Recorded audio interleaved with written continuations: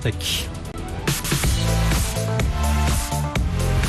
Et ce soir, Stéphanie, on parle food tech et du boom de la livraison de repas à domicile. Et oui, Jean-Christophe, vous l'avez sans doute remarqué, ils sont partout, les livreurs de repas à domicile, dans les rues, en bas de vos bureaux, en vélo ou encore en scooter. Il faut dire que les enseignes sont nombreuses, Frischti, Foodcherry, même Foodora. Justement, on reçoit Charles Darambure. Bonsoir. Bonsoir. Vous êtes directeur marketing de Foodora.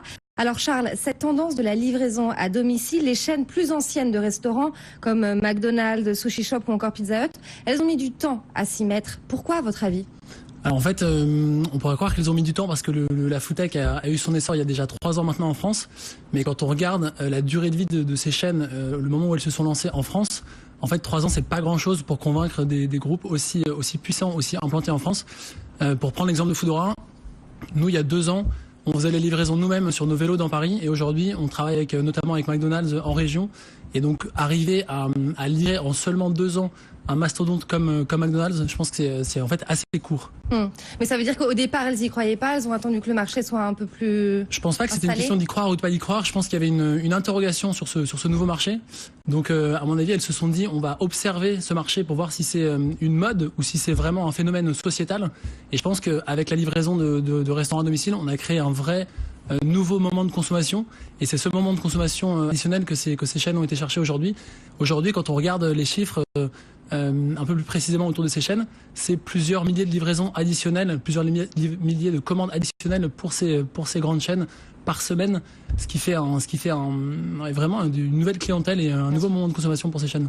Et qu'est-ce qui explique le succès de cette offre justement des chaînes de livraison ? Alors je pense que ce succès explique par plusieurs raisons. D'abord le but des services comme Foodora et des autres services de livraison à domicile, c'est d'avoir l'offre la plus large possible.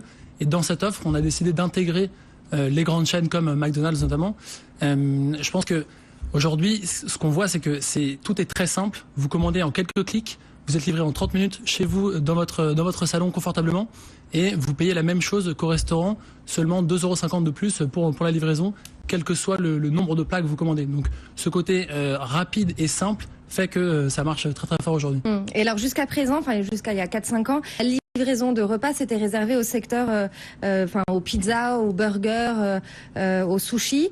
Et comment expliquer que ce boom se soit étendu à la nourriture un peu plus végane, bio, fait maison ? Il y avait un vrai marché en fait à prendre ? Je pense qu'il y a un vrai marché à prendre. Aujourd'hui, le marché français, il est estimé à peu près 2 milliards d'euros en 2017. Il aura une croissance à 2 chiffres en 2018. Pour vous donner quelques chiffres pour le contexte, aujourd'hui il y a 10 000 restaurants qui sont référencés sur une plateforme de livraison en France et ces restaurants ils voient leur chiffre d'affaires augmenter de 20 à 30% grâce à la livraison.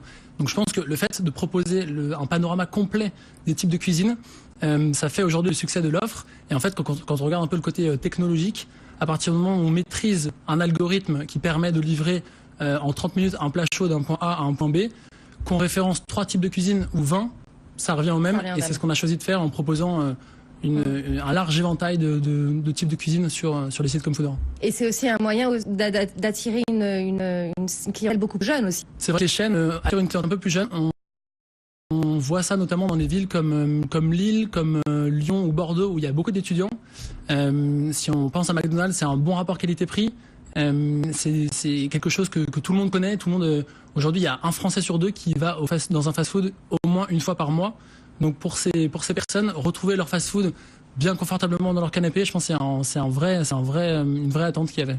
Alors un secteur en plein essor, certains grands groupes ont décidé